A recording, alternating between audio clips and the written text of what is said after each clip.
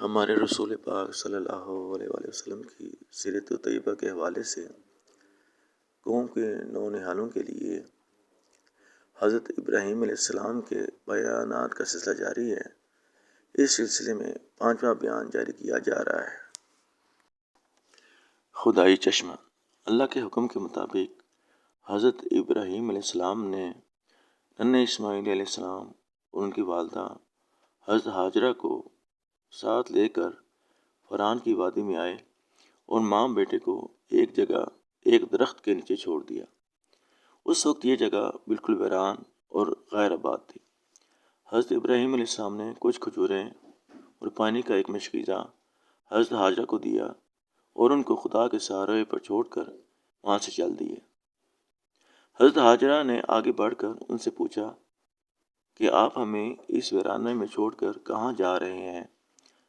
انہوں نے فرمایا کہ اللہ کا یہی حکم ہے۔ یہ سن کر حضرت ہاجرہ خاموشی سے ننھے اسماعیل کے پاس آ بیٹھی۔ جب مشکیزے کا پانی ختم ہو گیا تو ماں بیٹے کو پیاس آنے لگی، یہاں تک کہ ننھے اسماعیل پیاس کے مارے تڑپنے لگے۔ حضرت ہاجرہ بے قرار ہو کر پاس کی پہاڑی صفحہ پر چڑھ گئیں کہ کوئی آدمی یا قافلہ نظر آئے تو اس کو مدد کے لیے بلائے، مگر جب کوئی نظر نہ آیا تو وہ قریب کی دوسری پہاڑی مروہ پر چڑھ گئیں، مگر وہاں سے بھی کوئی نظر نہ آیا۔ اس طرح انہوں نے صفا و مروہ پر 7 پھیرے کیے۔ آخری مرتبہ جب وہ مروہ کی پہاڑی سے اتری تو انہوں نے دیکھا کہ ننھے اسماعیل کی ایڑیاں رگڑنے والی جگہ پر کچھ نمی نظر آتی ہے۔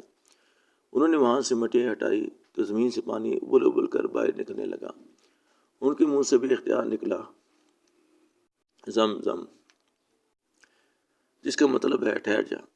چنانچہ اس چشمے کا نام ہی زمزم مشہور ہو گیا۔ حضرت ہاجرہ نے اس کے چاروں طرف مٹی کی مڈیر بنا دی، اس طرح پانی بہنے سے رک گیا۔ اب حضرت ہاجرہ نے خود بھی پانی پیا اور بچے کو بھی پلایا، پھر اطمینان سے انہیں دودھ پلانے لگی۔ کچھ کتابوں میں یہ بھی لکھا ہے کہ اللہ نے اپنے فرشتے جبرائیل علیہ السلام کو بھیجا، انہوں نے زمین پر اپنا پر مارا اور زمزم کا چشمہ جاری ہو گیا۔